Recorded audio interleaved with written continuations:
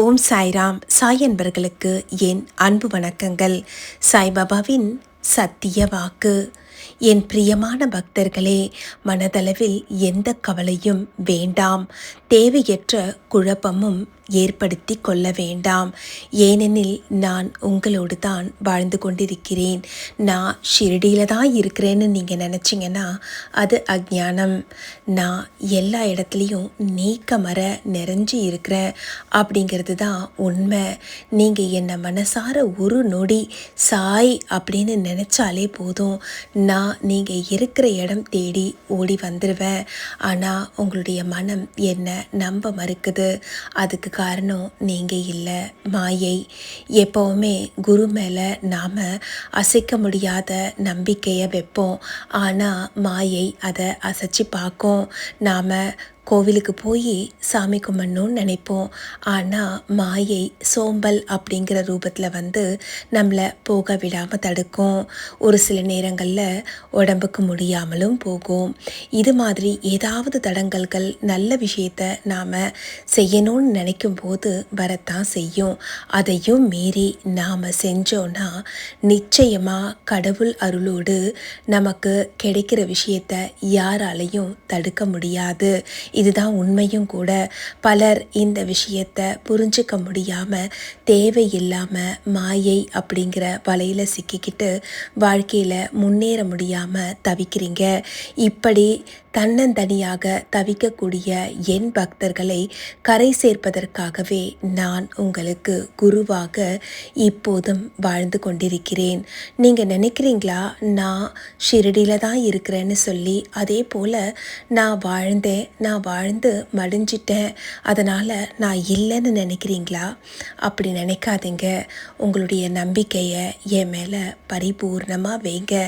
நான் ஷிரடியில் மட்டும் இல்லை, நீங்கள் எந்த இடத்துல இருந்தாலும், நீங்கள் வடக்கில் இருந்தாலும், கிழக்கில் இருந்தாலும், மேற்கில் இருந்தாலும், தெற்கில் இருந்தாலும், உலகத்தில் எந்த மூலையில் இருந்தாலும் நான் உங்களுக்கு மிக அருகாமையிலேயே இருக்கிறேன்.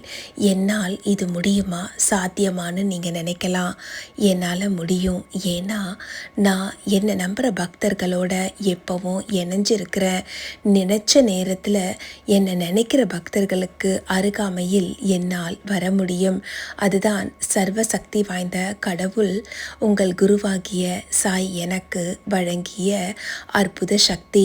இந்த சக்தியை கொண்டு என்னை நம்பும் பக்தர்களை நான் நல்ல மார்க்கத்தில் வழிநடத்தி செல்கிறேன்.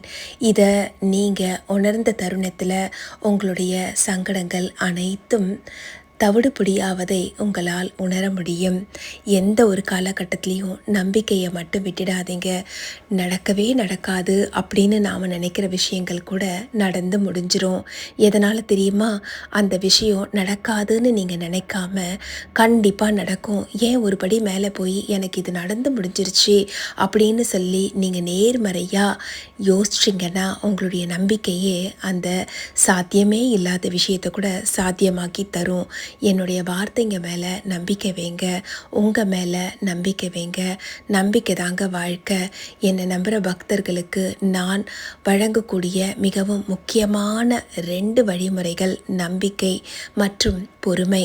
இந்த 2 விஷயத்தை கடைபிடிக்கக்கூடிய என் பக்தர்கள் எவ்வளவு கஷ்டம் வந்தாலும் சரி, எவ்வளவு சோதனைகள் வந்தாலும் சரி, அத்தனையையும் தாண்டி சோதனைகளை மாற்றி சாதனைகள் படைப்பவர்களாக என் அருள் பெற்று இன்றளவிலும் நிறைய பக்தர்கள் வாழ்க்கையில் ஜெயிச்சிருக்கிறாங்க.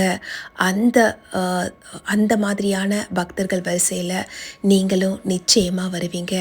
நம்பிக்கையாகவும் பொறுமையாகவும் இருக்கக்கூடிய என் பக்தர்களுக்கு எப்பவும் வெற்றி சாத்தியப்படும்.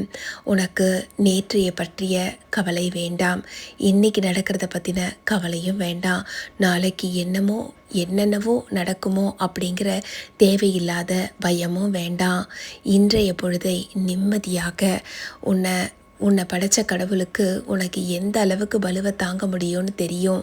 ஒரு சில விஷயங்கள் உனக்கு கொடுக்குறாருன்னா அதன் மூலமாகவும் நீ ஒரு சில அனுபவங்களை பெற்று வாழ்க்கையில் மிகப்பெரிய சாதனை படைக்கிறதுக்காகத்தான் நீ பிறந்திருக்கிற.